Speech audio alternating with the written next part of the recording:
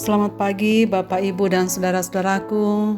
Salam sejahtera dalam Yesus Kristus. Semoga semuanya telah bangun dengan semangat di pagi hari ini. Selamat berjumpa kembali melalui Renungan Pagi edisi 28 Oktober 2021. Bacaan kita pagi ini dari Matius pasal 13 ayat 30 demikian. Biarkanlah keduanya tumbuh bersama sampai waktu menuai. Pada waktu itu aku akan berkata kepada para penuai, kumpulkanlah dahulu lalang itu dan ikatlah berkas-berkasnya untuk dibakar, kemudian kumpulkanlah gandum itu ke dalam lumbungku.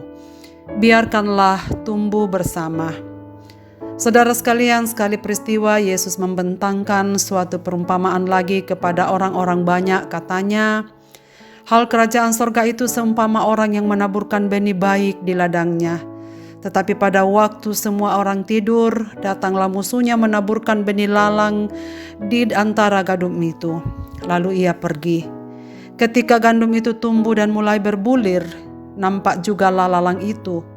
Maka datanglah hamba-hamba Tuan ladang itu dan berkata kepadanya, Tuan, bukankah benih baik yang Tuan taburkan di ladang Tuan? Dari manakah lalang itu?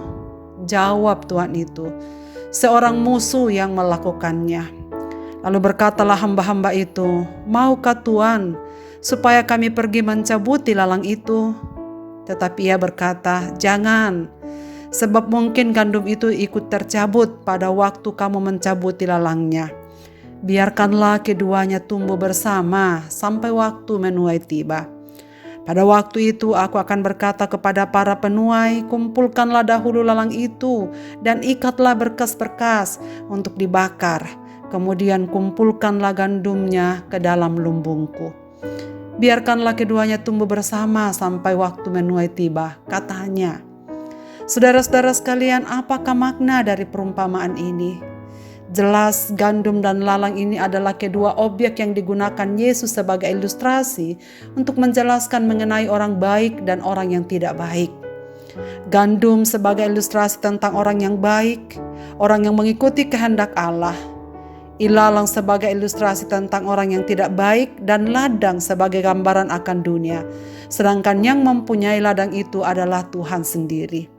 Yesus menaburkan benih gandum di ladang. Benih yang ditaburkan oleh Yesus adalah kita semua orang-orang yang beriman kepadanya. Sedangkan ilalang ditaburkan oleh iblis di tengah gandum yang telah tumbuh. Ilalang sebagai hama bagi tumbuh-tumbuhan. Keduanya memiliki bentuk yang sama dan sulit untuk dibedakan mana ilalang dan mana gandum. Keduanya memiliki nilai yang berbeda. Maka ketika ada hamba-hamba Tuan dari ladang itu ingin mencabutinya, dicegah oleh tuannya. Sebab pikirnya, kalau ilalang dicabut, gandum tidak begitu kuat, mungkin akan tercabut juga. Saudara, Tuhan membiarkan kedua benih itu tumbuh bersama sampai pada waktu menuai. Pertanyaannya adalah mengapa Tuhan ingin membiarkan umat-umatnya tumbuh bersama anak-anak iblis? Yang pertama, Tuhan memberi kesempatan kepada mereka untuk bertobat melalui umat-umatnya. Tuhan rindu agar kita tidak menghakimi orang-orang jahat dengan mengucilkan mereka yang melakukan kejahatan dan menghakimi mereka. Penghakiman itu bukan milik kita, apalagi penghukuman. Jadi jangan meremehkan siapapun yang kita anggap masih hidup di dalam dosa, masih hidup dalam kejahatan. Tugas kita tetap menjadi teladan dan jangan kita ikuti mereka. Biarlah Roh Kudus berkarya untuk membawa mereka datang kepada Tuhan jika Tuhan ingin menyelamatkan mereka. Yang kedua, gandum semakin kuat terhadap segala tantangan dan hambatan yang ada. Sebab tantangan akan membuat umat Tuhan makin kuat dan makin teguh dalam imannya. Mungkin kita berpikir lebih baik Tuhan singkirkan semua tekanan yang menghimpit kehidupan anak-anak Tuhan supaya lega dan aman. Sama seperti saya, saudara sekalian, kemungkinan saya akan mencabuti kalau saya bisa semua lalang-lalang itu supaya kita bertumbuh, semua anak-anak tumbuh bebas tanpa hambatan hidup di hadapan Tuhan. Saudara, mungkin kita sedang berkata, saya sepertinya tidak kuat lagi. Oh Tuhan, angkat dan singkirkanlah semua ini. Namun Tuhan masih membiarkan kita hidup dalam perjuangan iman, saudaraku.